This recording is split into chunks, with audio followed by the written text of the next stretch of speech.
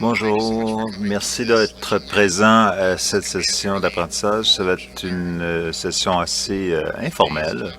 Le sujet d'aujourd'hui, c'est la perception sociale. Je travaille pour l'Orchestre symphonique de Toronto. Mon rôle en tant que directeur d'éducation et engagement communautaire, on essaie de saisir la façon de mieux s'engager, développer avec la société. Donc, on a trois secteurs: musique des jeunes, santé, bien-être et connecté avec tout Toronto. Donc, en ce qui a trait de l'aspect santé et bien-être, la première fois que j'ai entendu parler de la prescription sociale, j'ai peut-être vu des articles de journaux par rapport au le programme du Ontario Museum où il donne 5000 passes d'admission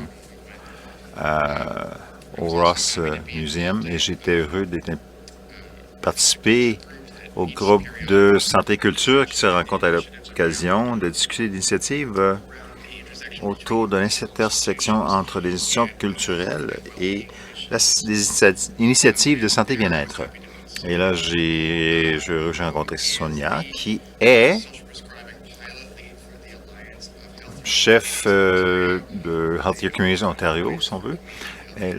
C'est une voix pour les centres de santé communautaire. Donc, ça se donne que Sonia et l'Alliance sont hôtes de leur conférence donc des centres communautaires de santé ici à Ottawa. Donc, on a cru que c'est une belle occasion d'avoir une session ensemble. Sonia défend les initiatives de la restriction sociale et je suis heureux qu'on a commencé à faire des essais à petite échelle avec cette notion.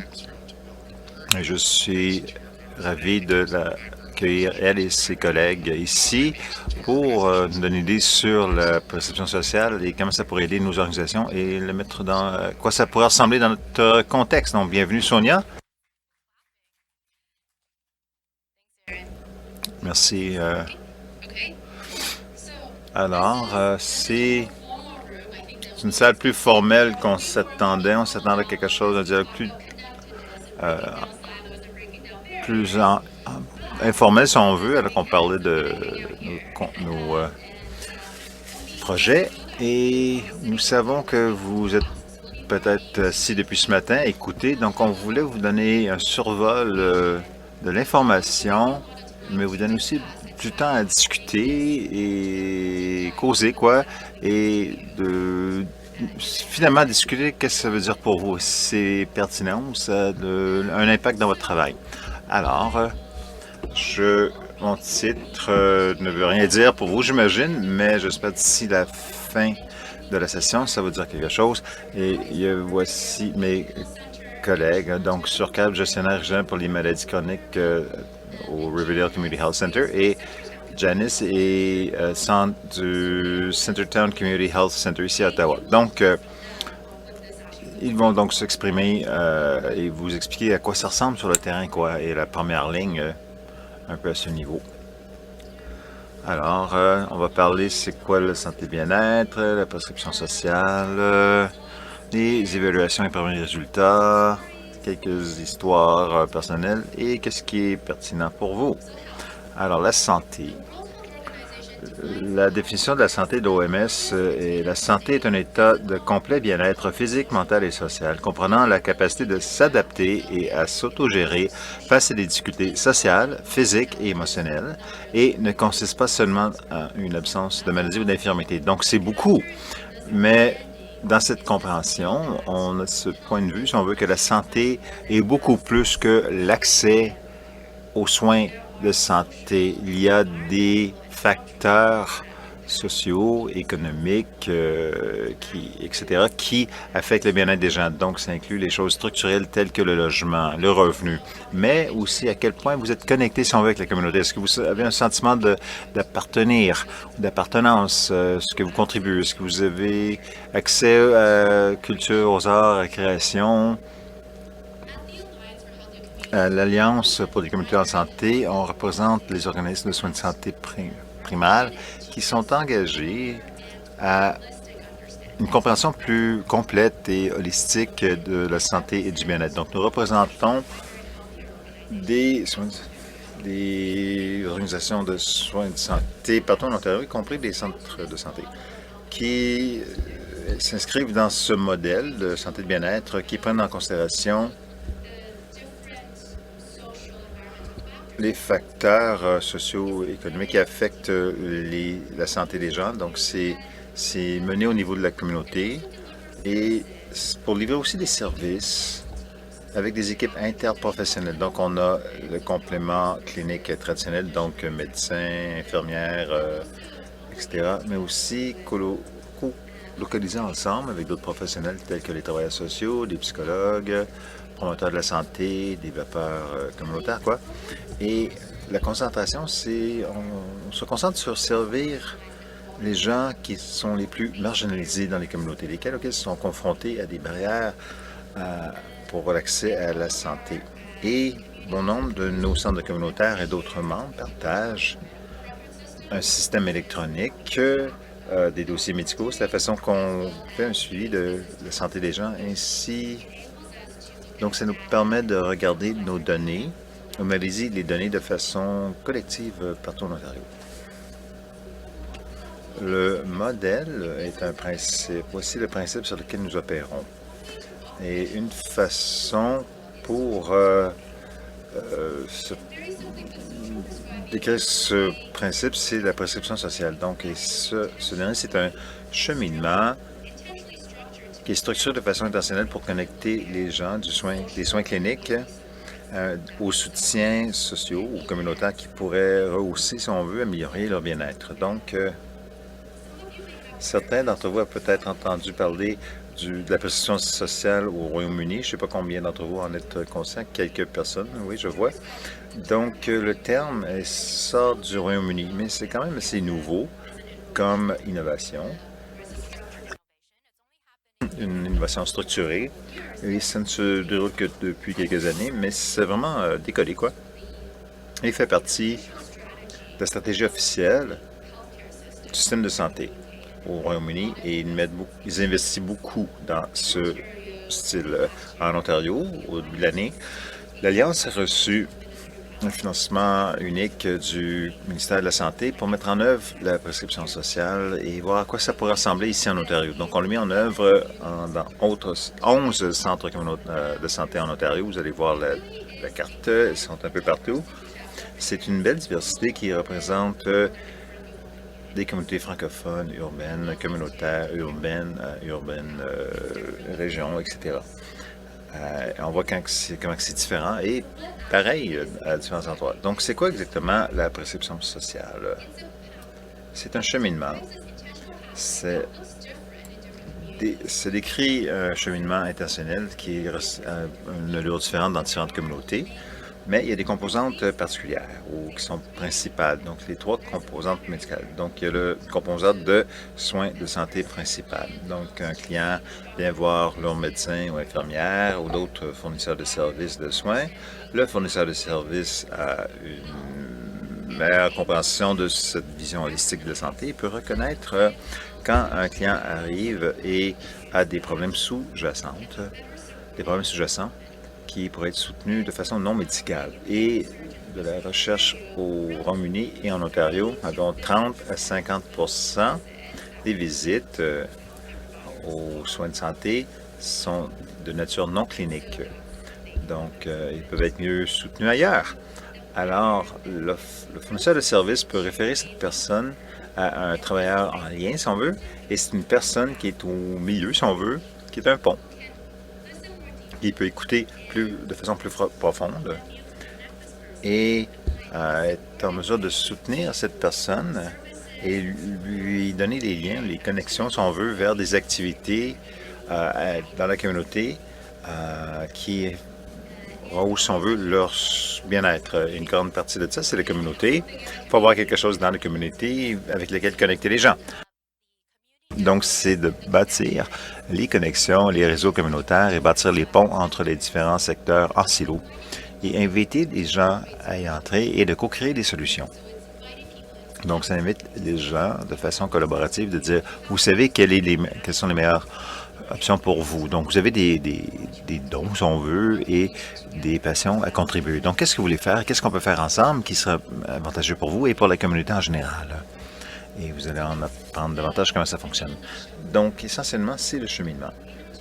Et en Ontario, en termes du projet pilote, une bonne partie, c'est l'évaluation. Donc, c'est d'essayer d'étudier les facteurs contextuels sur comment on est différent, qu'est-ce qui fonctionne pour nous, ne fonctionne pas nécessairement pour le Royaume-Uni, etc. Donc, qu'est-ce qu'il y a dans notre contexte, qu'est-ce qui est différent, mais aussi le genre d'impact que ça a sur la vie des gens.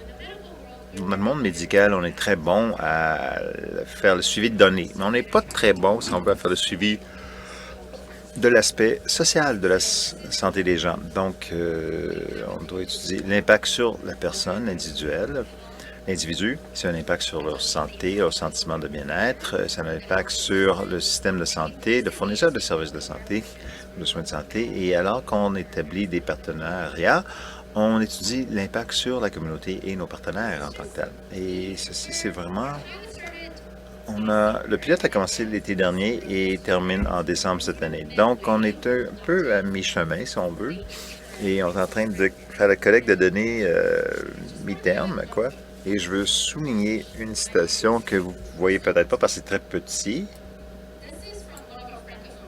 C'est d'une de nos communautés francophones et cette cliente dit « Après une mise à pied, j'ai perdu ma fierté en devenant un champion pour la santé. » Champion de la santé, c'est une des personnes qui est invitée à contribuer leur capacité.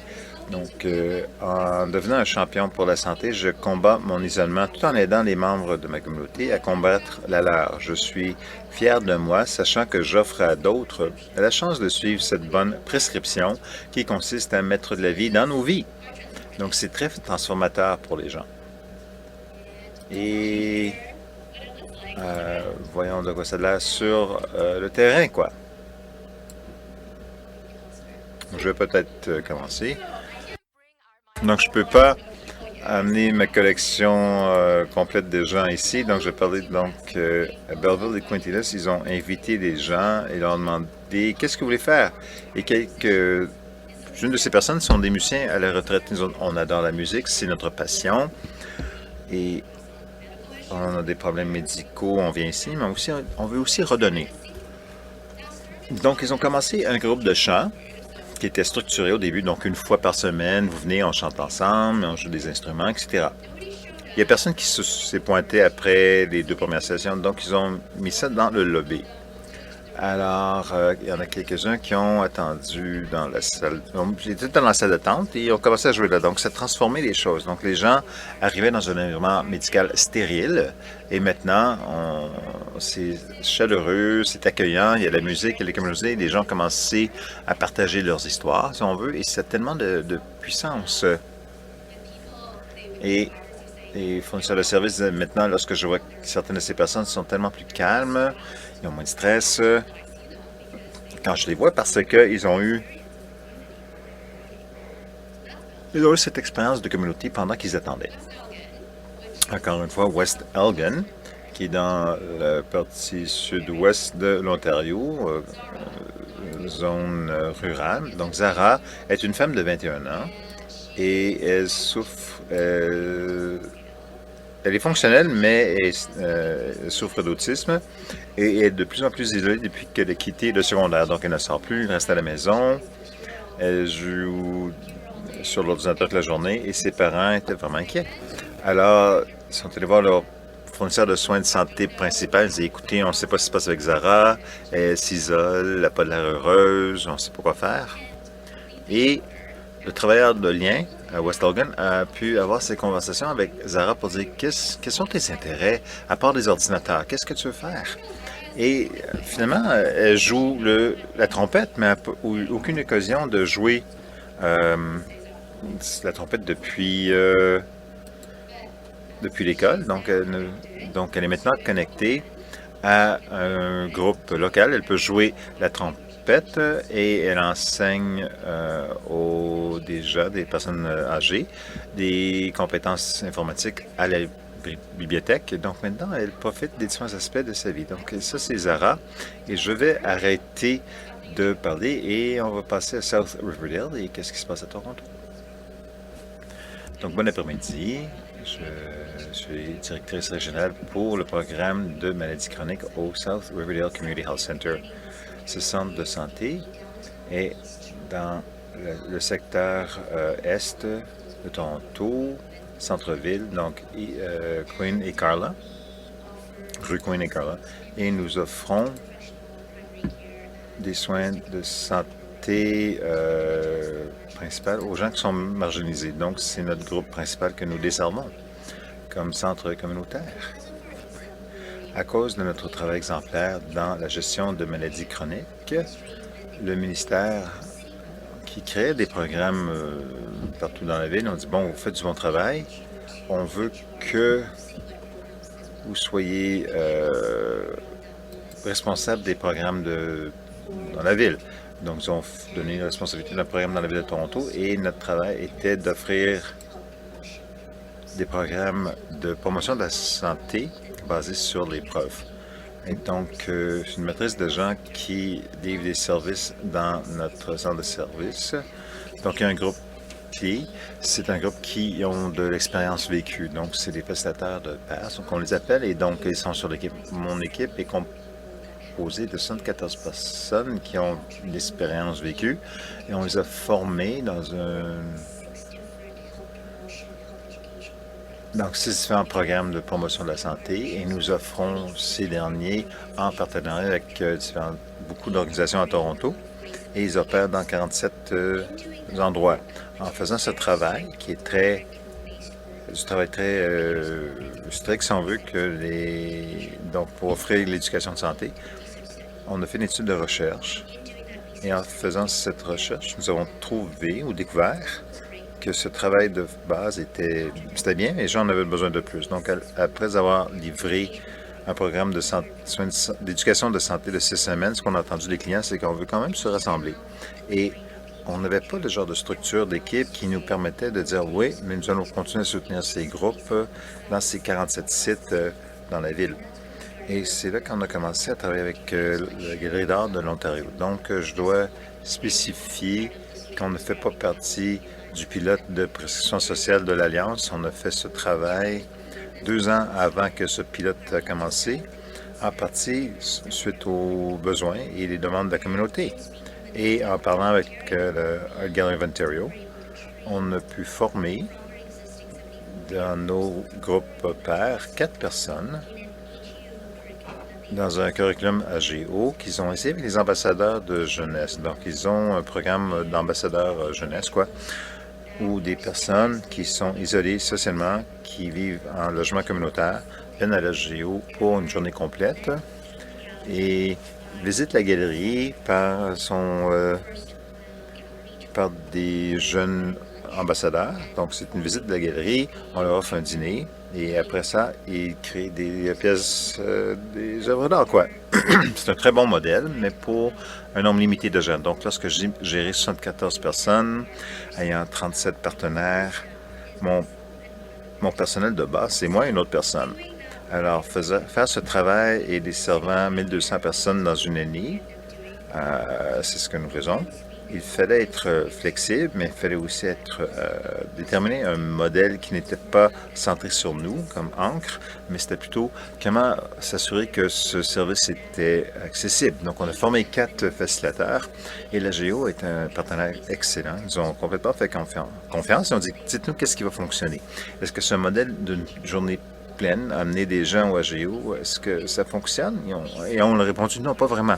Nous desservons des membres des communautés qui sont marginalisés. Donc, demander à des gens qui ont des multiples problèmes médicaux, chroniques, qui pourraient avoir des rendez-vous ou d'autres besoins, de prendre une journée complète de passer à l'AGO, ça n'avait pas de sens pour nos pères. Et les pères et ceux qui étaient formés, ils le savaient, eux. Donc, ils ont dit non, pas vraiment. Alors, c'est là qu'ils ont dit, pourquoi pas diviser les choses, si on veut. Faisons une visite AGO une journée et faisons la création artistique, si on veut, un autre jour. Et donc, on s'est concentré d'abord sur la visite de la géo. Donc, à quoi ça ressemble? Bon, c'est pas nécessaire de faire une visite d'une demi-journée. Pourquoi pas simplement faire un aperçu de c'est quoi l'Art Gallery of Ontario? Alors, nous offrons maintenant, au cours de ce travail commencé en 2016, donc à la fin de 2016, nous faisions l'essai des visites de galeries menées par des pairs. Donc, c'est pas des experts en art, mais c'était vraiment une question d'offrir un accès facilité à une institution qui n'est pas accablante, si on veut. Donc, vous n'êtes pas très conscient de à quoi ressemble la géo et que vous vivez dans une communauté marginalisée et soudainement quelqu'un vous dit « Va à la géo », les fortes chances c'est que vous allez hésiter. Mais si vous recevez un des clients qui dit « Il y aura des facilitateurs pairs, si on veut, qui vont aider à visiter la géo. Et vous allez recevoir des jetons pour le transport en commun. Et c'est ce que nous offrons. Et le partenariat avec la géo donne accès à l'espace communautaire. Et nous n'avons pas un connecteur en lien parce que c'était imbriqué dans le modèle qu'on avait déjà pour le personnel. Donc, en créant ce modèle pour la partie AGO, c'est très simple, c'est opérationnel. Tous les troisième jeudi du mois, on a une visite assistée de 45 minutes qui est devenue le modèle après 6 mois de test. On a maintenant élaboré le manuel que nous avons avec lequel nous formons les gens. Et on a formé 9 personnes depuis. Et en faisant ce travail, c'est sans faille. On n'a même pas l'impression que c'est quelque chose de nouveau qu'on fait. Donc, c'est à Toronto.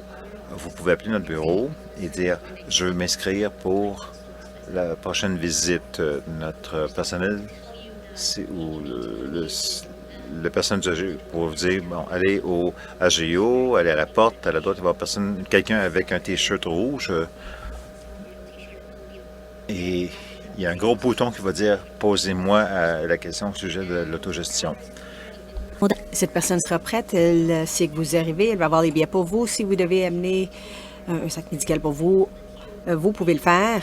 Ils vont également avoir des billets de vestiaire pour vous, au cas où vous voulez laisser votre manteau. Et on commence la visite à 11 h. On ne commence jamais la visite à 11 h, on laisse toujours un peu plus de temps. Et c'est là où on vous donne les jetons. Et après la visite, on vous dit que maintenant que vous avez visité l'espace, vous pouvez revenir ici. Les mercredis, c'est gratuit pour vous. Et ça, c'était la première partie du travail que nous avons fait. La deuxième partie, c'était l'artisanat. Donc, on offrait des cours d'art sur une base mensuelle et on était très intentionnés. On offre seulement ça aux gens qui ont pris nos programmes de base. On voulait être très intentionné là-dedans parce qu'on voulait que quelqu'un ait une compréhension d'une structure, une structure de classe, afin qu'il revienne et qu'il s'engage envers ce genre de travail. Nos pairs ont appris 8 ou 9 activités différentes, mais avec une partie co-design. Ils ont dit, on ne pense pas qu'on peut toutes les faire. Si vous voulez prendre ce modèle au-delà de Danforth et Greenwood, notre emplacement là, on doit faire quelque chose qui est accessible et on pourra aller de notre emplacement au vôtre, par exemple. Donc, on a choisi 2 activités. Nous avons une interprétation de Chrissy Bell de art. Si vous connaissez le Chrissy Bell Core, c'est une artiste autochtone qui fait du travail avec les billes ou les perles. Une table comme ceci, il y aurait une œuvre d'art derrière nous, il y a de la musique qui joue et les gens font de la peinture avec des Q-tips et ils créent une interprétation de ce qu'ils croient être l'art que Chrissy présente. Et c'est un brise-glace. Et ensuite, c'est une œuvre d'art d'Emily Carr qu'ils peuvent ramener à la maison. Alors, un 5x8, ils prennent des photos dans un magazine, ils peuvent colorier, peinturer, coller, et ils ramènent ça à la maison. Ce travail est offert sur une base mensuelle à Dalford et Greenwood. Et à cause de ce travail maintenant, on a créé un partenariat avec le Festival de films de Toronto que nous avons lancé plus tard cette année. Encore une fois, c'est de sortir du TIFF et de l'amener à la communauté. C'est dans la phase co-design et j'aurai une meilleure compréhension de ce modèle d'ici septembre. Mais encore une fois, ça va être des discussions sur les films dirigés par des pairs et non par les employés de TIFF. Et un peu comme l'AGO, ils sont un bon partenaire pour nous. Donc, si vous pensez comment vous pourriez faire ce genre d'activité dans vos instituts, l'impact des arts et de la culture sur la santé. Il y a des façons dont vous pouvez bâtir une certaine capacité ou créer des partenariats avec des organisations qui ont de certaines capacités. Sonia a mentionné déjà qu'il y a plusieurs de ses clients qui ont des talents. Donc, comment est-ce qu'on peut capitaliser là-dessus? Comment est-ce qu'on peut bâtir à partir de là? Ça va vous permettre de vraiment les encourager et d'entrer en relation avec eux de façon qui n'a pas été faite de façon intentionnelle. C'est cette structure de connexion. Et on n'a pas toujours besoin d'avoir un parcours pour bâtir ce genre de connexion parce que nous croyons que vous êtes tous des atouts de la communauté. Comment est-ce qu'on bâtit ces ponts? Mais c'est ça qu'on va devoir découvrir, mais ça va être amusant. Alors, c'est ce que je voulais dire. Est-ce que vous voulez parler d'autres partenariats? Ce qu'on voit à l'écran ici, ce sont certains des autres partenaires avec Royal Ontario Museum. Alors, ils ont un grand programme de prescription sociale, Toronto Symphony Orchestra également, et EcoHealth Ontario.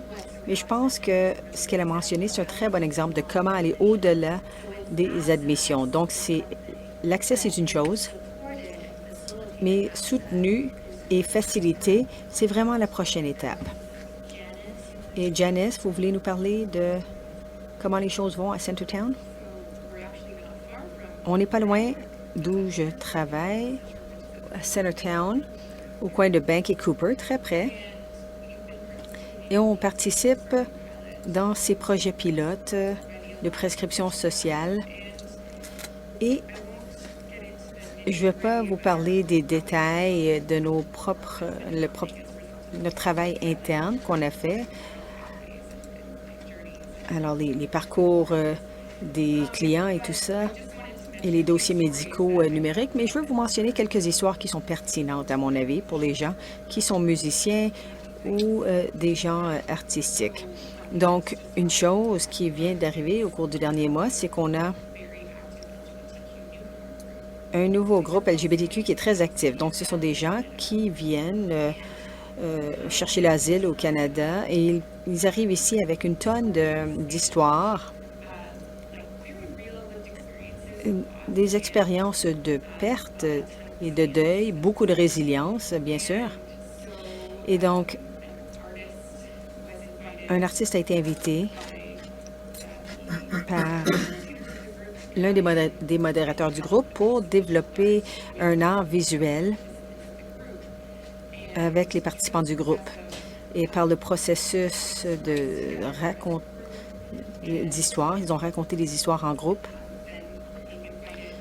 Ils ont été invités à penser à ces histoires et ensuite, elle est une artiste visuelle qui travaille avec, j'oublie le nom, c'est comme un plastique épais mais clair. Alors tout le monde avait leur petit bout de plastique et ils pensaient à... Ils ont raconté les histoires et ensuite ils ont dessiné sur leur bout de plastique et ensuite ils étaient tous... On les attachait ensemble et on les accrochait. Il y avait une présentation où l'artiste et les membres du groupe parlaient de l'art qu'ils avaient fait ensemble et de l'importance de se rassembler pour partager ces histoires. Donc pour moi, c'est un exemple de comment ces partenariats,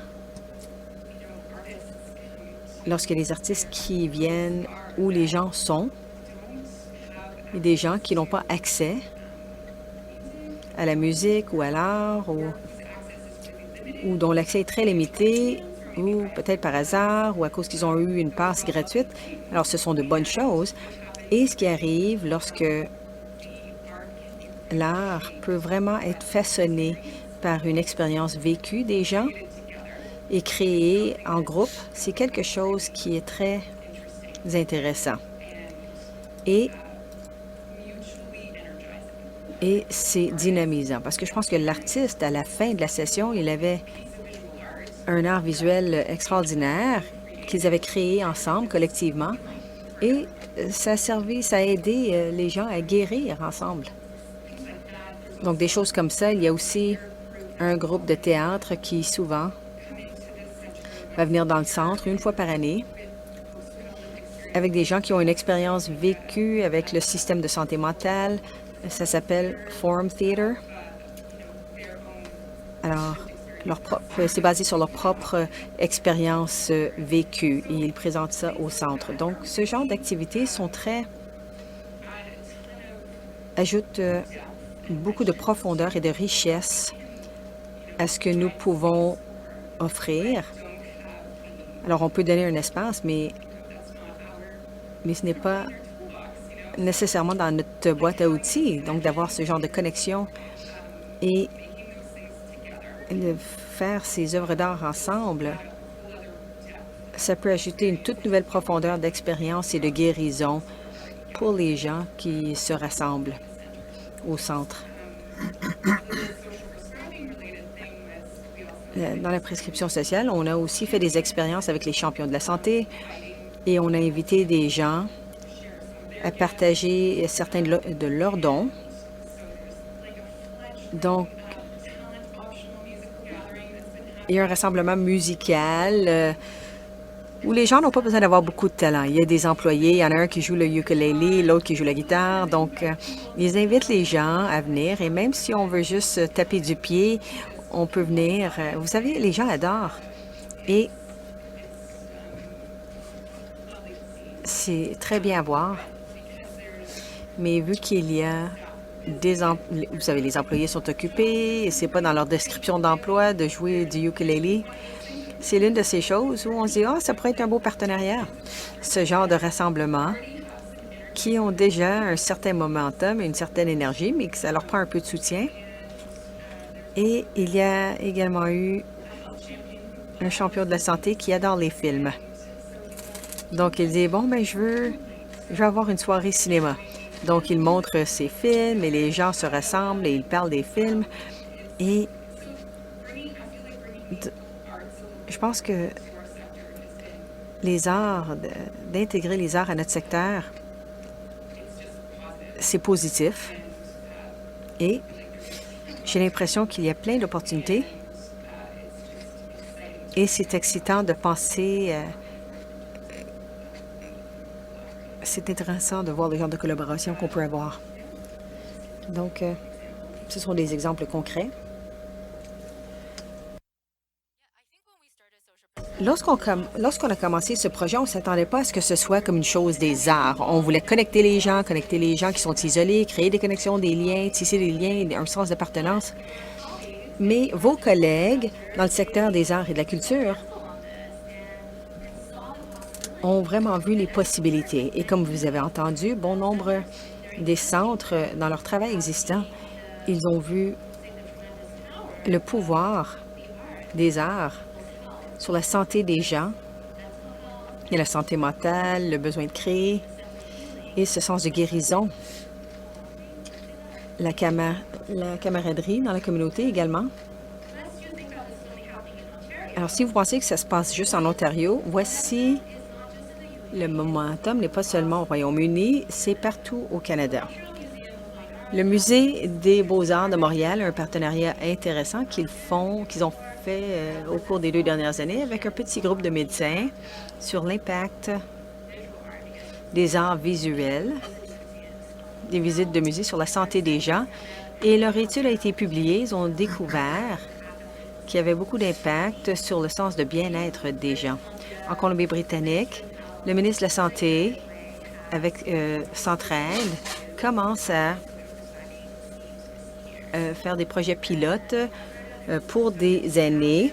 En Alberta, prescription pour une vie active, mais à l'île du Prince-Édouard, dans leur élection. Nos genres de programmes faisaient partie de la plateforme électorale. Donc, on a entendu des exemples de partout au pays qui sont très intéressants. Donc, il y a beaucoup de momentum derrière ce mouvement. Alors, qu'est-ce que ça a à voir avec vous en tant que gens qui travaillent dans les orchestres?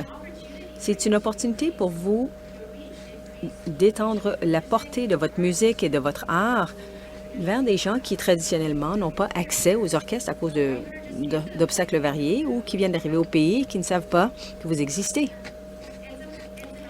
C'est une façon de collaborer afin de mesurer l'impact.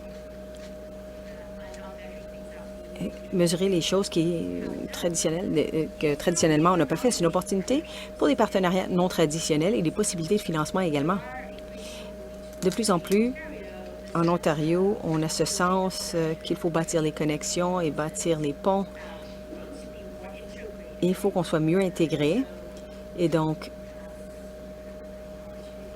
c'est une belle opportunité également de faire partie d'un mouvement qui va au-delà de nos 4 murs, peu importe où vous êtes d'un point de vue géographique, mais c'est quelque chose qu'on voit en Ontario, mais partout ailleurs au Canada également. Combien d'entre vous allaient à la session après la session de Ian sur... est-ce que c'était l'inclusion? L'inclusion et l'art. Bon, parfait. Si vous devriez définitivement participer. J'ai eu l'opportunité de rencontrer Ian et Claire avant ma présentation. Et si je peux voler certaines des choses qu'Ian a dit, c'est que ceci, ça améliore la musique. Ça la rend plus riche. Donc, c'est pas juste une question de les arts pour la santé, mais c'est les arts et le bien-être. Et c'est une collaboration qui peut être enrichissante des deux côtés pour tous les participants. Donc, alors, c'est ma petite pub pour Ian. Quelques facteurs à considérer lorsque vous pensez à ce genre de projet. Il faut considérer le facteur de l'équité. Et c'est là où Sir Cab et Janice, ils en ont parlé. Il y a beaucoup de gens qui pourraient profiter de la musique et des arts, mais qui ont des obstacles.